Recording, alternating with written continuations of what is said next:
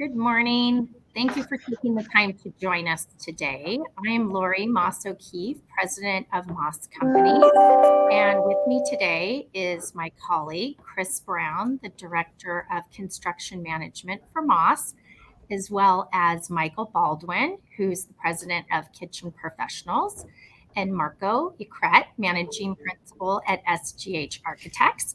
I'm going to let each of them say a little bit about themselves before we get started. So, Chris? Yes, my name is Christopher Brown, and I'm the Director of Construction Management. I've been involved in the design and construction industry for, hate to admit it, a little over 35 years. And it's my pleasure to be here with you today. And hopefully the information that we have for you will be enlightening. We definitely have a lot of content, and we're going to try to get through it as swiftly as possible. I've had a background in food service, and so that's why the KIT Fund program has been of interest to me, and I've kind of dug into it and wanted to present some information to the school districts so that you can kind of meander your way through this process as easily as possible. Michael? Good morning. I'm Mike Baldwin, and as said, I'm the president of Kitchen Professionals. I've been in the food service industry for 53 years, starting as a cook, then chef, then manager, then owner, then worked for some of the food service companies like Cisco and R.W. Smith and Web Design. 21 years ago this August, I started Kitchen Professionals. We're a food service design and installation company. We hit many segments of the industry. We have a lot of experience in school food service from kindergarten through colleges. So we've built a lot of them, designed a lot of them. We understand your challenges, and we've always been a very innovative company. I've been innovative all my life. That's how I make my bones. That's how we separate ourselves from the rest of the industry. So nice to be here, and hope we can help solve some problems for you all. Good morning, everyone. My name is Marco Ecret. I am a managing principal with SGH Architects. Been practicing architecture in the great state of California since the 1900s. Graduated Cal Poly Pomona, go Cal Poly Pomona in 1995, and went right to work working on public school projects. So a lot of experience with DSA. Worked with Craig Rush back when he was a plan reviewer. Now he's the great regional managing director for the San Diego office. But extensive experience with DSA and the process. So very happy to be here this morning as well. Great. Well, thanks for joining us. Today we're going to be discussing the KIT Fund program and hopefully provide information to help you navigate the implementation of your projects. Just a little bit about MAAS. We are a program and project management firm here in California, and we work with districts across the state to help oversee and help them implement their capital construction projects. So this grant was of interest to us because we see it as a huge opportunity, not only for our clients, but districts across the state to take advantage of dollars that will directly benefit their students. So as Chris mentioned, we have a lot of content to cover today, and we have districts that are in various stages with implementing this grant. So we provided the opportunity ahead of the presentation today for people to share questions or areas they'd like us to focus on. We're going to do our best to hit those during the presentation. But if you didn't have a chance before and you want to, you can use the chat function to drop those in, and we'll be monitoring that throughout the presentation and hope to hit on the areas that are of greatest need for all of you today. So with that, I'm going to go ahead and let Chris get started. Okay, I want to hold on this slide for just a second and kind of run through the overall agenda to give you an idea of what we're going to try to do. So first, I'm going to do the presentation on kind of a KIT Fund program review. It's going to be extremely high level because there is a lot of information relative to this program. But in the slide deck, there is a web address for you guys to go to get additional information and a contact, which I'll get more into detail later.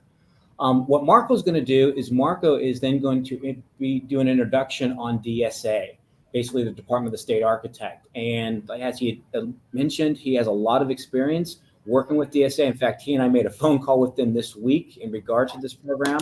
So he has that kind of relationship to where he can just simply pick up a phone. So again, it's just, again, high level, but as we go through the presentation, there will be some more detailed nuances that come out with DSA, and in the Q&A, you guys can ask some additional questions. Then the remaining of the presentation is broken down into 3 parts. And what we did, is we broke it up into small projects, mid-range funded projects, and then large. And the way that the brackets were established, it was established based on DSA guidelines for projects. And we're going to get into the detail as to why that was relevant and why we went down that direction. So that kind of gives you kind of a high level of how the presentation is going to flow over the next 45 minutes. So let's go ahead and get started. The KIT Fund program, for those of you that don't know, and I would assume that some of you already do know, that it was Assembly Bill 167, Educational Finance Department, that came up with this. This was actually enacted back in 2021. And that's kind of when the clock started ticking, and that's why that date is highlighted.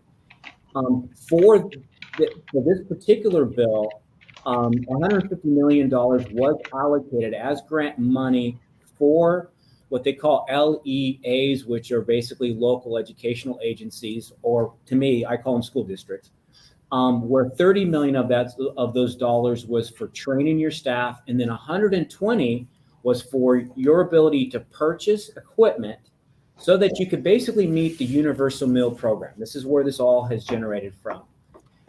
And in purchasing equipment, they did understand that there may be some infrastructure needs that you have to address as well. So that's what the 120 million has been allocated for, and that was for this particular bill.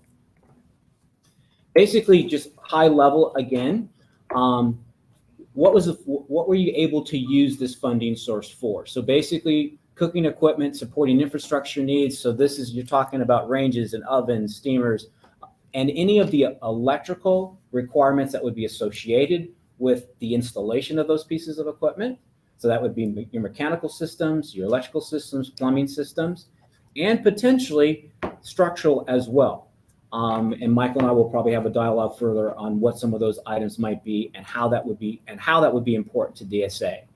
You've also got the ability to purchase service equipment, as listed here, refrigeration, and you also have the ability to purchase even transportation vehicles. So if you're trying to meet this universal meal program and you have one central kitchen and you then need to distribute food out to several different locations or different schools within your district, you have the ability to even do that.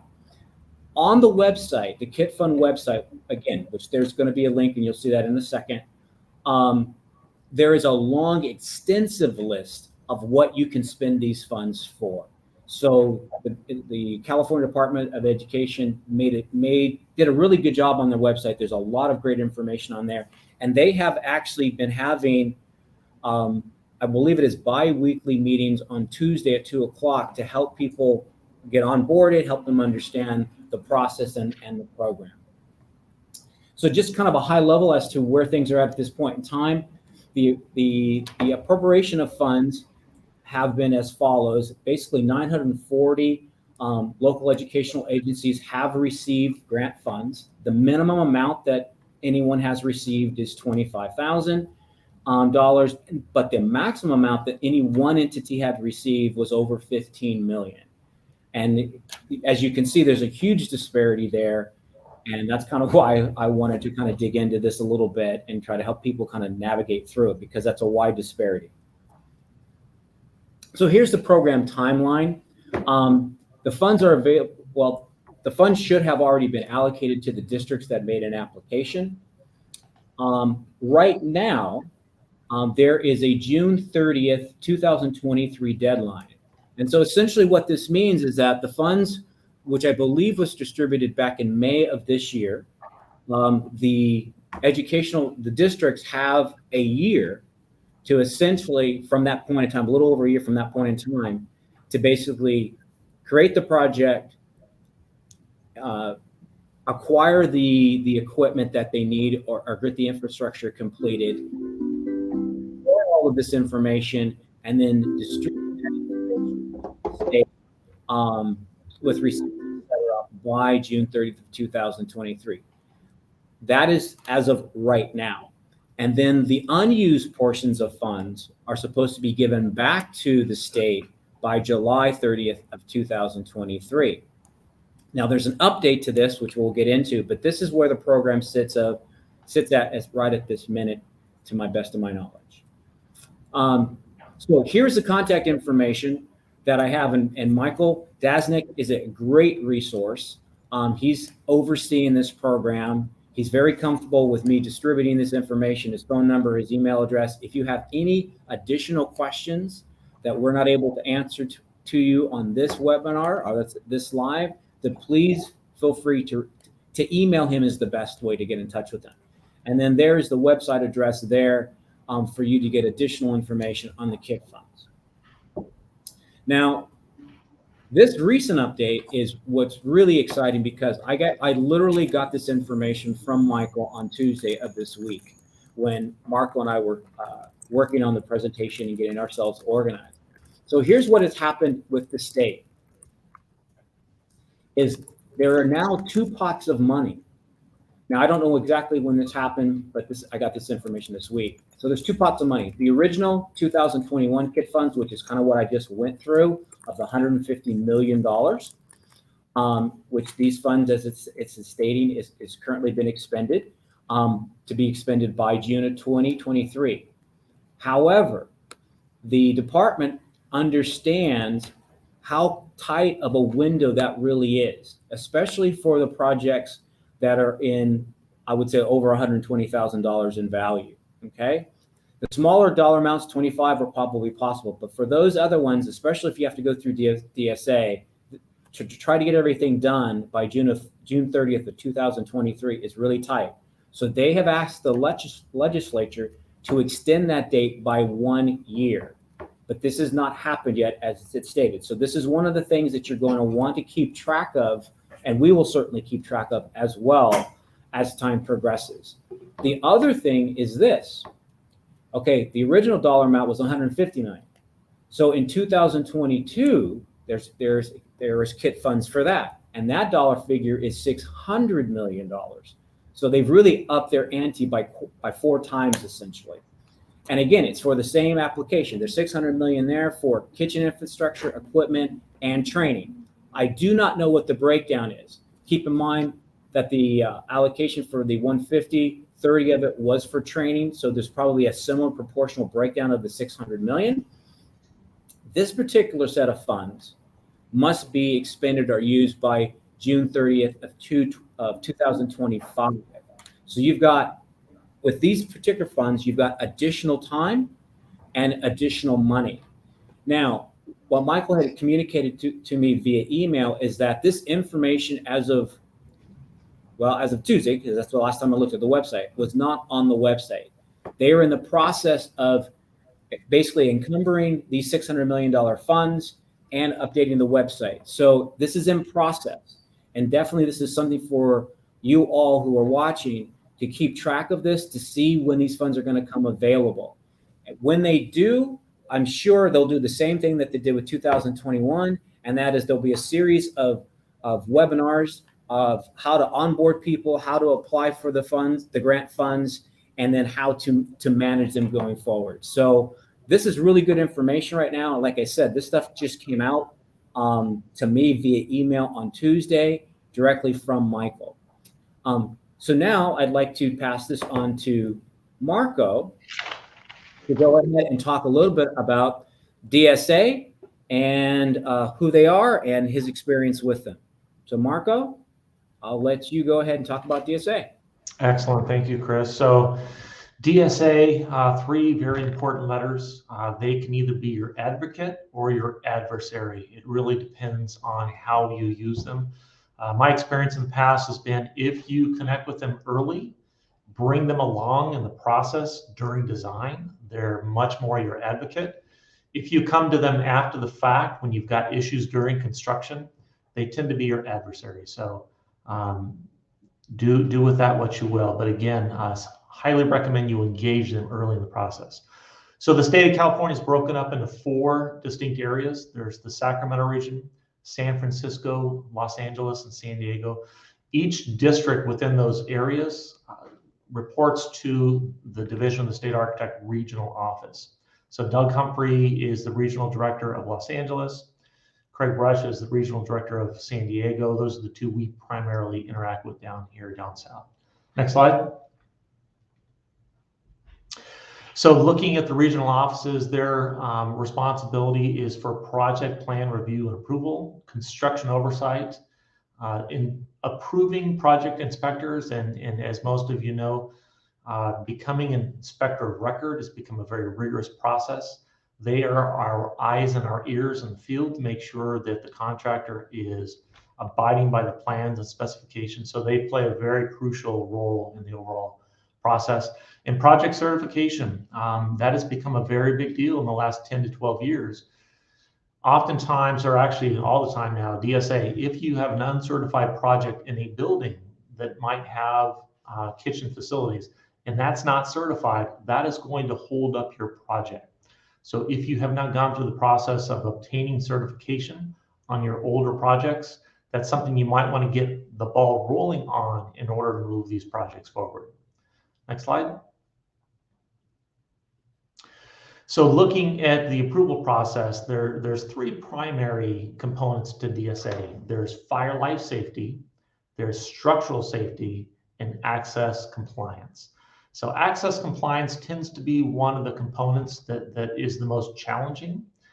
For any improvement you've got to have access from the public right-of-way, from accessible parking, path of travel across campus, to accessible restrooms, drinking fountains, and then to your actual improvement. And so the code requires that you apply a 20% minimum accessibility upgrade until you can tick off those 5 items. Once you've done that, then you won't have to spend that 20% every time you have a project. Next slide.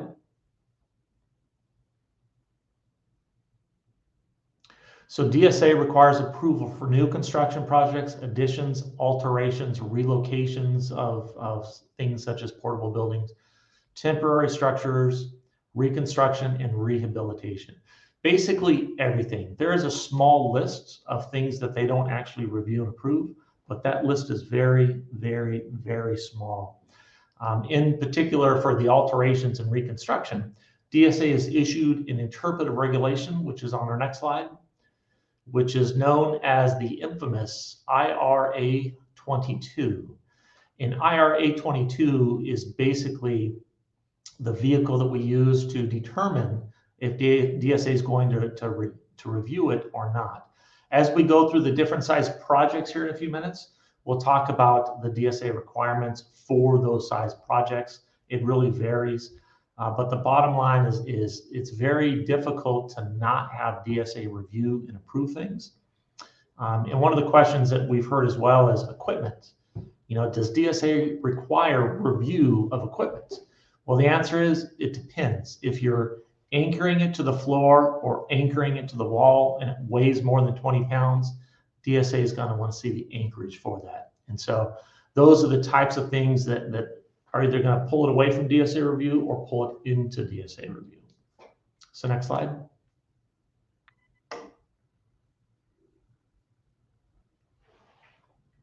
Go ahead. Let's now go in and start talking about smaller projects. And before we go into that, one of the things that I want to say about that IR22 and the dollar figures that we have come up with in terms of determining it, we're out of that document. And I think what's really important here for districts to understand is if depending on your grant allocation, so those of you that are in the $25,000 bracket, if you will, how you approach DSA is going to be very, very different than those of you that may be in mid-range or those that have super large projects. And this to have an awareness that there is an exemption, and Michael, you can correct me or chime in at any point in time, to have an awareness that there are exemptions and how to use those exemptions, I think would become extremely valuable. What you're going to need, though, is you will need to have a licensed architect to help you in the interpretation and in the negotiation with DSA. Would you agree, Marco? Absolutely. So let's talk about the small funded projects. Marco, I'll let you go ahead and talk about the DSA portion of it. Sure, absolutely. So the DSA exemption for small projects, we can see in the highlighted item there, IRA 22 section 1.3.2.1. It's basically if the project is less than the prescribed dollar value, which the current value is $119,230, it does not need to go to DSA, even if it has those components that would require the anchorage, whether it be to the wall or to the floor.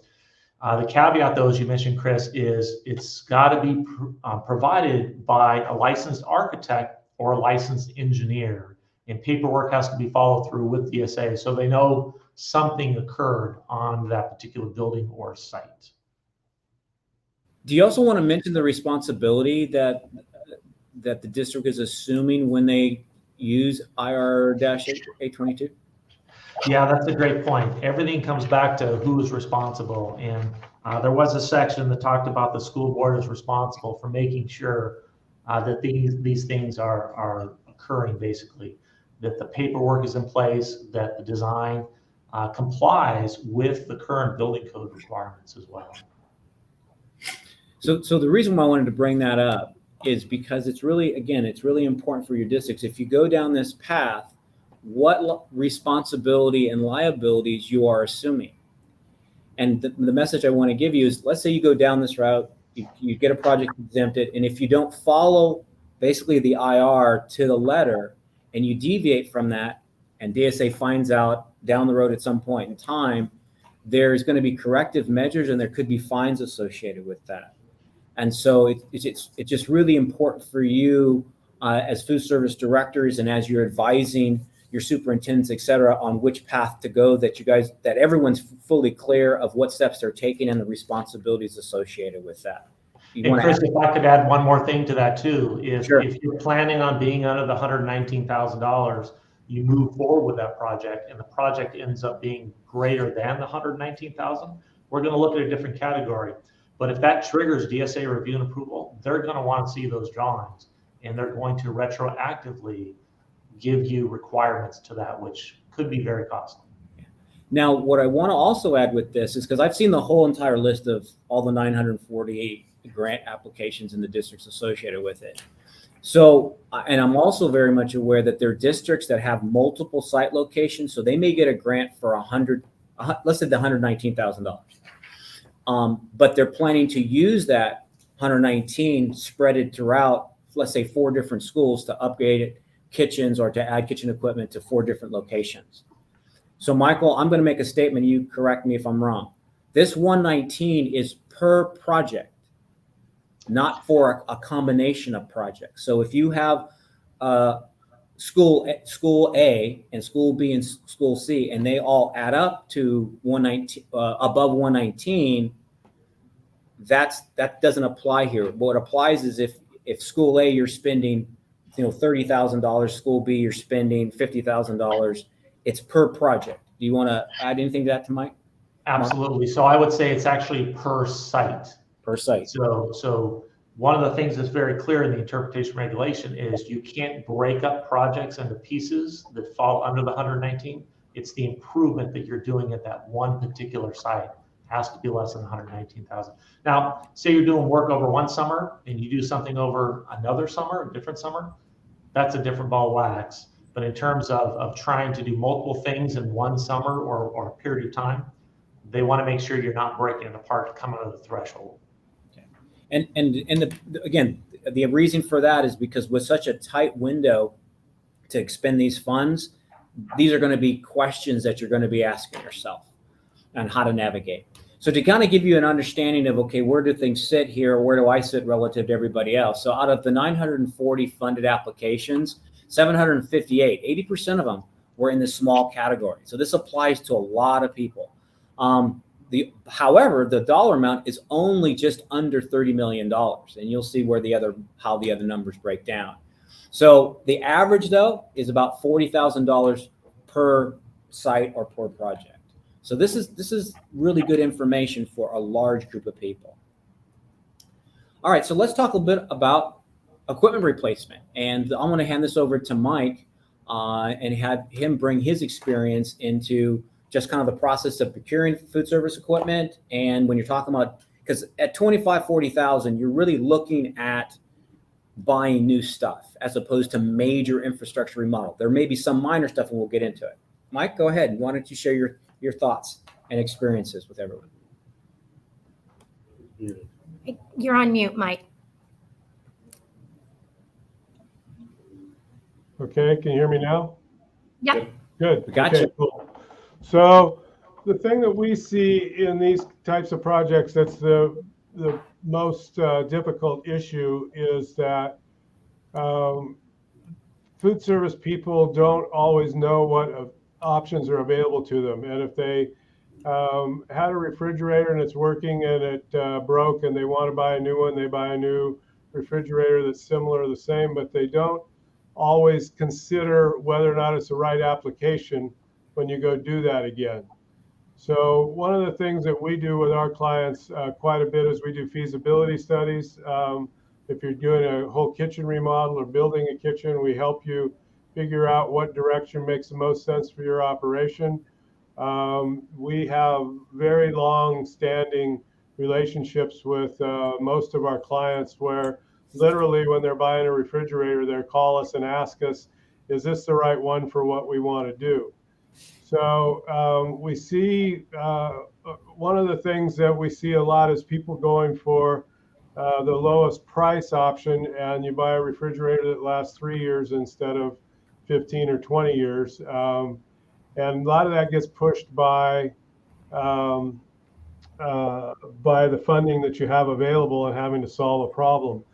One of the biggest problems that I'm sure all of you are having today is lead times on equipment. So it's gotten really crazy out there. And one of the things we do for our clients is we help them source from other places, from what they may not traditionally buy that brand or the source, and help try to find things that are more available.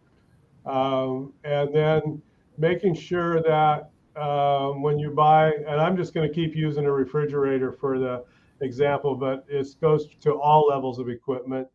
When you buy a refrigerator, you have to make sure that it'll get through the door, that it can get into the kitchen, that you have enough power for it, that the anchoring that you need to do, whether it's a refrigerator on casters or on legs, that it's adequate to meet current code.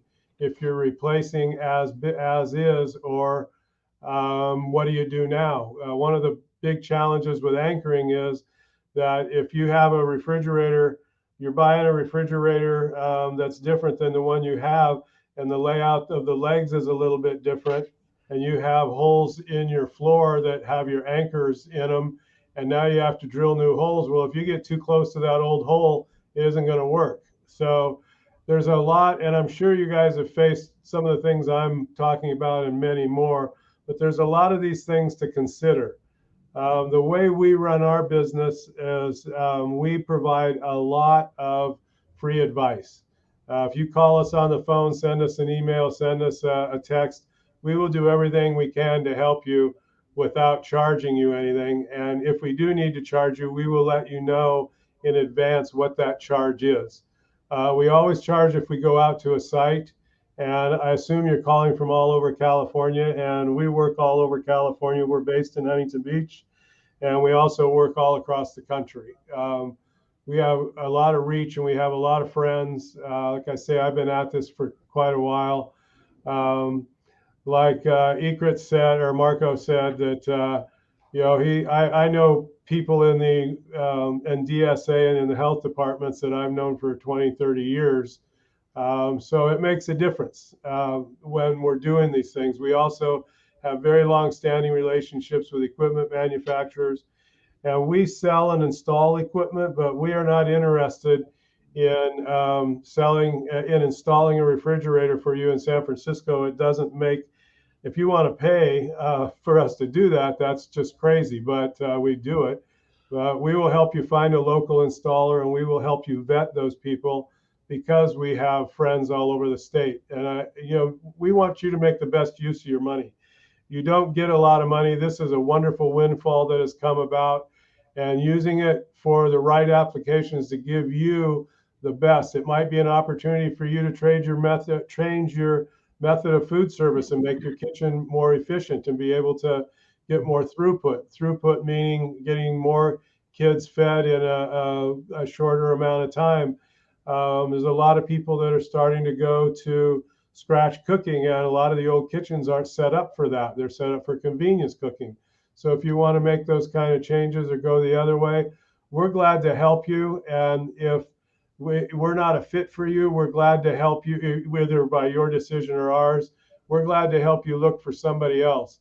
But what I would really emphasize more than anything else is stop and think a little bit. Don't just react to and talk to people who have broad knowledge.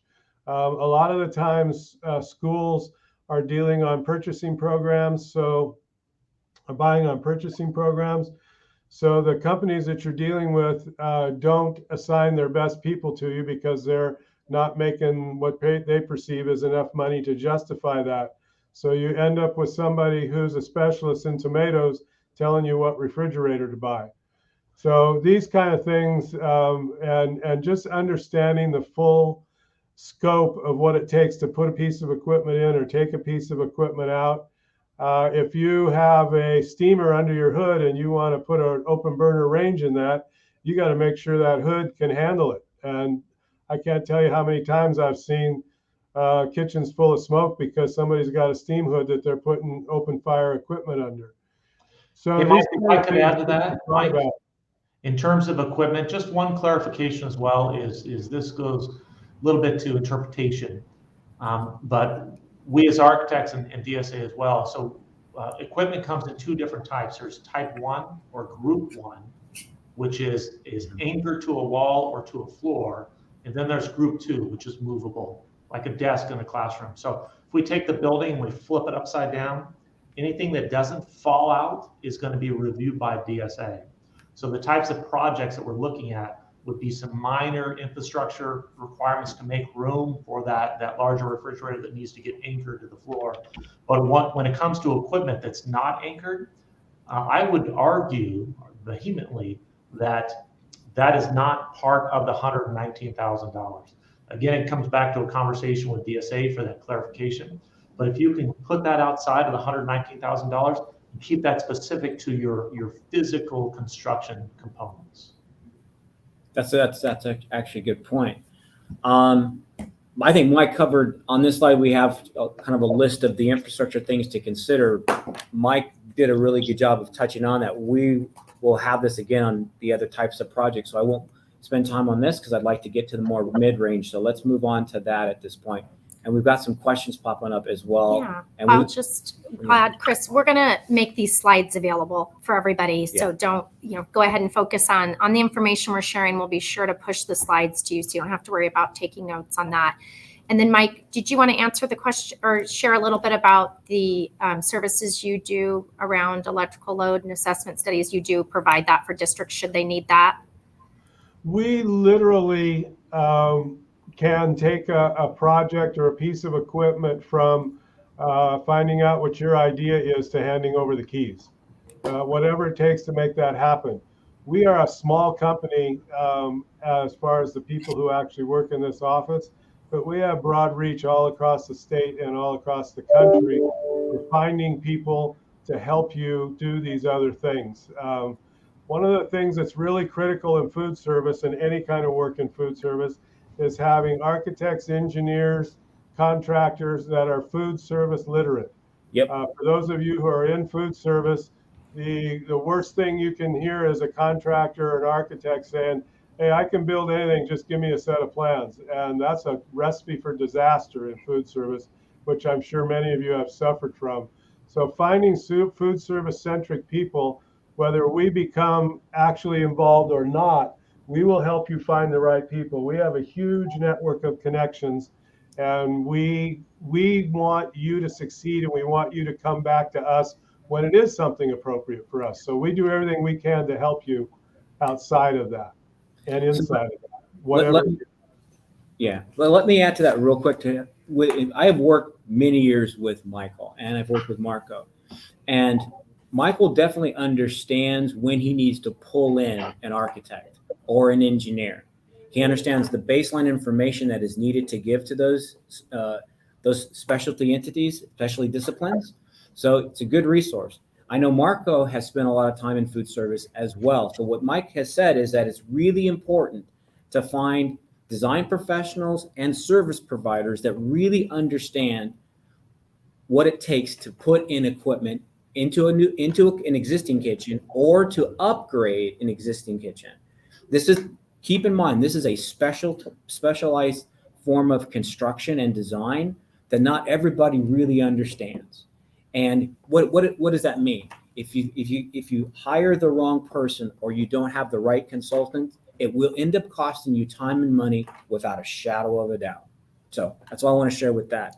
Can Marco, I add a quick comment to that? Sure. Two quick comments. One is that we in food service have this mantra that we do the best we can with what we've got. And sometimes we do that to our detriment. And when you have a kitchen that's poorly designed, you may not even know it, how much it's costing you in labor and energy efficiency and everything else just because you're not moving the product well. The other thing that's important to know is that not only do you need food service people, but public schools have a whole different set of rules that if people, all they've been doing is building restaurants, they're not going to know what to do in a public school. And we've seen disasters happen as a result of that. So it's really important that you have people that understand what you're doing and that you feel that they are communicating well with you and not treating you with condescension and patting you on the head and say, don't worry about it, we'll just take care of you. They need to talk to you and they need to truly understand your needs before they spec or sell you anything. Yeah. Marco, we're going to move into mid-range, but kind of as a segue, do you want to add anything we just discussed there in terms of making sure that they tap in and hire the right professional? It makes all the difference in the world. I go back to the nightmares of the Great Recession when the housing market tanked and all of these contractors who were focused on the housing market came into the public school arena as low bid contractors.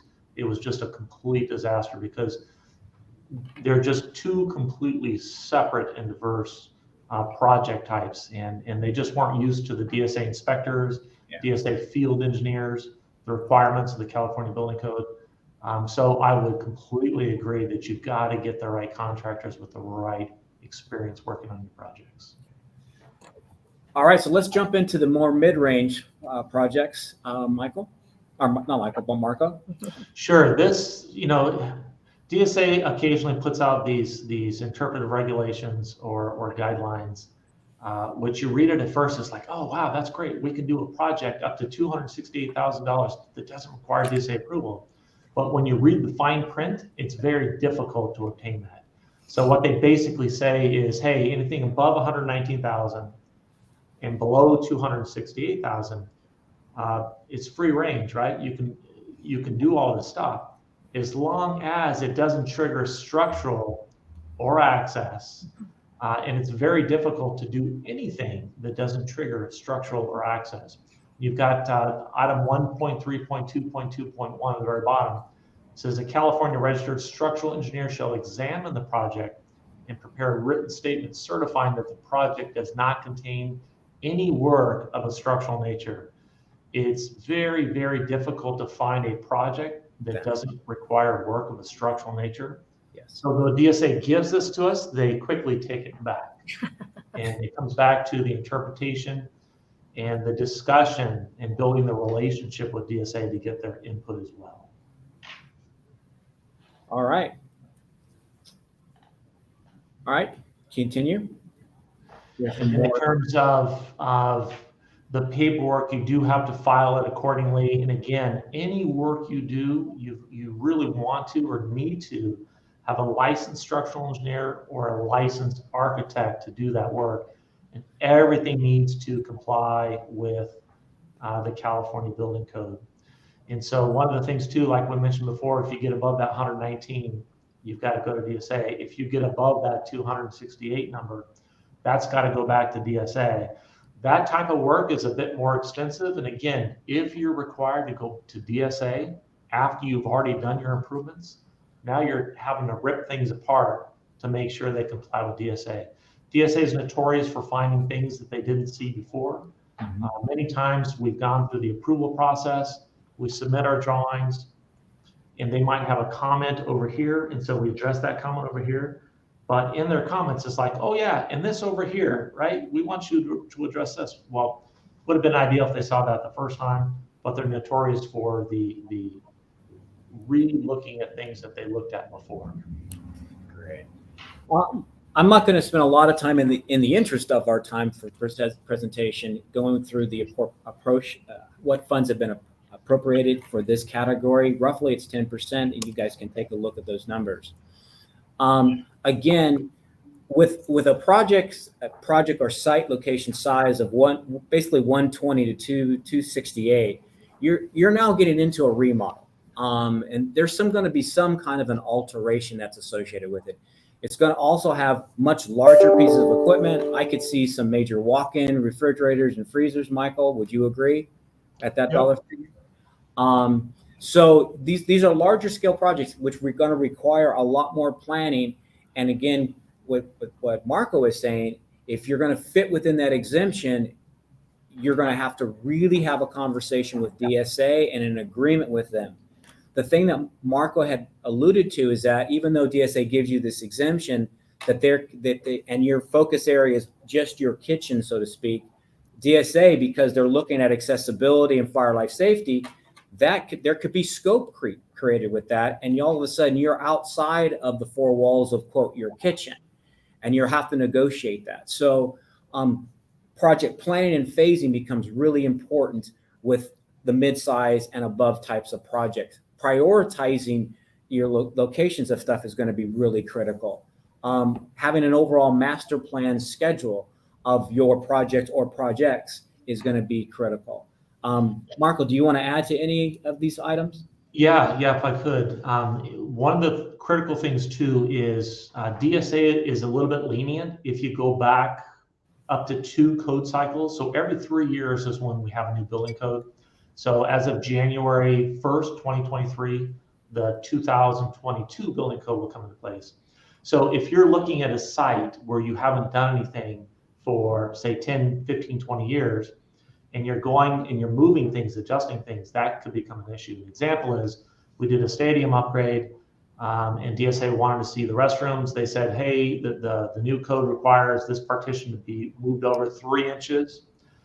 And then we moved it over 3 inches, and the fire life safety guy said, well, that changes everything for the strobes and everything. So because the building hadn't been upgraded in less than 2 code cycles, we had to go through and make those improvements. So just something to be aware of is when you do move things around, if it affects the fire alarm system, fire sprinkler system, or again, obviously structural connections, that becomes a big deal with DSA. The other thing I'd like to just put into your mind and thinking that your infrastructure for these larger projects are going to get impacted without a doubt. On the mechanical side, excuse me, you could be replacing your makeup air units up on the roof, which now have structural implications. Electrically, here's one thing that I just simply want you to understand.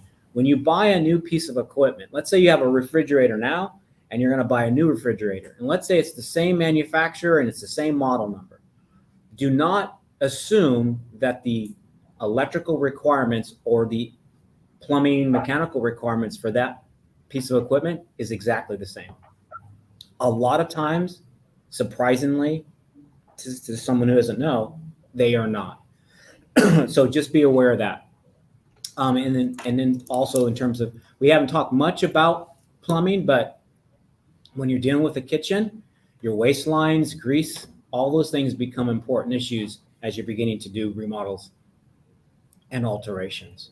Chris, if I could just add onto what Marco said, when you're doing any kind of remodel or a major, even minor sometimes, work in a kitchen, the local health department and CDPH will require you to bring everything else in that space up to code about 95% of the time.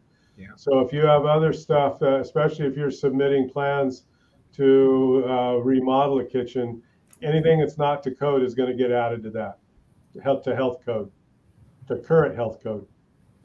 That's a really good point, because in this presentation, we have really focused on DSA and having submitted plans to, for kitchen projects. The health department is a whole nother scenario. And I think it's a good segue into our large funded projects, because without a shadow of a doubt, these types of projects are in fact going to be going through DSA, and they will be going through the health department. And so you guys have to be aware of that. And that gives us foundation for another presentation, right, Lori? Okay. So we only have about 14 minutes left. And what I want to do is really give some questions have been popping in, and I'd like for us to address those questions. So just quickly, I've kind of segued into large projects. Michael, I'd like for you to just kind of give us maybe 3 points to consider when thinking about, projects over $250,000 and what, these districts should be thinking along those lines. And then Marco, I would like you to also do the same, and then we'll start taking questions. Does that make sense, guys? Okay, Michael, you go first. Sure. First and foremost is do your research. Don't assume. Talk to the professionals that understand. It's very, very important. And think about your future. Look at look down the road and see what your school district's going to need 5, 10, 15, 20 years from now. Let's try and spend this money once. Marco, your thoughts? Yeah, absolutely. Planning is everything. Having the right professionals on the project is huge. Making sure your plans are complete. The way the process works with DSA is you schedule 6 weeks in advance of your submittal, and those plans have to be 100%. And DSA, they're saying these days their workload is actually a little bit lower currently. So they're able to start review on those projects essentially immediately. And so, but those plans have to be complete. And if you've got an architect or engineers who are not experienced with this type of project, there's going to be some incompleteness there, which is going to push your project out, because they're going to kick it back out. You're going to have to re-register it 6 weeks later. One of the things I want to notice on this slide is the need for a plan B. Again, because you have grant funds, and there is a deadline upon which you can use those funds, and they have to be utilized. And if they're not utilized, you have to give it back to the state. Right now, for the funds that have been allocated for 2021, there is the request for an extension. It hasn't been granted yet. So one of the things that you may need to start to consider is, okay, if I have a very large project, I may need to buy equipment now, and I may need to store it until I actually get the remodel done. That would be okay with the state, because I actually asked Michael that question. How do you handle this? If that's the case, then you're looking at, where do I store it? Do I need to get a bonded warehouse? So there's other considerations that you need to take into account. Again, when you're talking about large scale projects, there's a lot more involved. I think we've kind of done a pretty good job of kind of giving you a heads up as to what you should be thinking along these lines on the slides. And what we'll do is we will now go into questions. So, Lori, let's get one. Yeah, a little bit. And Sure. I'll just offer them out, and whoever wants to help us, go for it. So some information is being asked for about guidance relative to equipment versus construction requirements. I think you talked a little bit about some of that, but anything else you might be able to provide folks on just guiding them on through that piece of the process? Sure, I'd say, again, it all comes down to, if you flip the building over and it falls out, DSA shouldn't be reviewing that. There might be components of that, say worktops, tables on casters. Mike might specify something 36 inches, because that's kind of standard. But DSA is going to require a workstation for accessible, which would mean that the countertop comes down to 34 inches. That's something that DSA doesn't necessarily see the equipment schedule for the Group 2 stuff, but if they see it, they're going to comment on it. So I guess I would suggest being very careful about what you show or do not show. I think maybe I heard the question a little bit differently. I think that what maybe they're asking is, when is it just equipment and when is it construction? And when you're dealing with DSA, if you got to anchor it, it's construction. Absolutely. So that I would just, if I'm in your position as a food service person, as a facilities person, I think you just have to think construction and just be really glad when you don't have to. Here's another good. I've got two that are pretty good. One is, what kind of training would be an acceptable expenditure for the grant? What I would recommend is go to the website. They have a listing there. The other thing I would do is, there is a history of videos that the state has put together to help people understand what is an acceptable expenditure, et cetera. So I would also look to going into the archives. Probably the quickest way to get the information so that you can hunt, so you don't have to spend a lot of time hunting, is reach directly out to Michael for that particular question and ask him, what video should you go to and when was it done? And I would think that he should be able to direct you in the right direction. The other question it will be for Michael and for Marco, because you're going to respond to it differently. And the question is, how are product delays impacting the grant timeline? I can tell you that I don't know, and I can tell you that just one of the most horrendous examples that we have right now is, if you're going to get a fryer of any kind of quality, schools don't use a lot of fryers, but it's just a good example. You're looking at 6 months to 9 months for a fryer right now. And just like the auto manufacturers have parking lots full of cars that are all completed waiting for chips, so do the fryer manufacturers, and that's just one example. So my guess is that this attempt at trying to extend the submittal time and extend these funds is probably based on that, because it's horrific out there. It's really bad, and it pushes people into making bad decisions, and there isn't such a thing as a cheap piece of food service equipment. So doing what you can to try to mitigate, and I may not know any more than you all do, but I do have the resources to do the research to help you if as best we can. And if I could add to that, Mike, there's two words that an owner never wants to hear. It's delay claim. If you've got a project with a fixed schedule and you're not able to get that equipment, or the contractor's not able to, or if you procure it yourself, you're opening yourself up to a delay claim that could be very costly. So maybe a recommendation, Mike, you can comment on this, but having the district procure certain components of equipment in advance, you can do that 6-8 months in advance of bidding out your project. And so that might be helpful. Mike, could you comment on that? Yeah, we, before all of this craziness, we strongly advise people not to buy equipment in advance, because until you get your plans approved, you don't know that you've got enough space or you got anything else. When we design it, we think we have everything handled, but we design professionals all know that we think a lot of things, but sometimes the regulatory agencies decide to change our minds for us. So what I would say is, consulting with someone like me, if you've got a refrigerator you want to replace and it's all in kind and it's going to take you 6 months to get it, I wouldn't worry about that. I would order it. If you're putting together a whole range line that has to all fit together with various components, I'd be very reluctant to do that without enough space and other things to make sure I can do it. And especially, just using that example, if you're going in under an existing hood and you haven't had an air balance report done on that hood to make sure it can handle the equipment, you could be buying equipment that you're not going to be allowed to put under that hood. So also being knowledgeable about the installation and anchoring requirements, so you give enough space for that. A really tough thing for a lot of people that they don't understand is dry storage, when you have anchorage, takes up a lot of your dry storage space. So you've got to, if you're buying shelving, you've got to account for that. So if you're going to buy it ahead, and then if the walls don't go in at the dimensions they're supposed to, you can be screwed. Yeah. So there's no blanket answer to that. It's situational. And once again, I'm going to have to probably hire another person just to answer some of these questions, but we're here to help you when we can.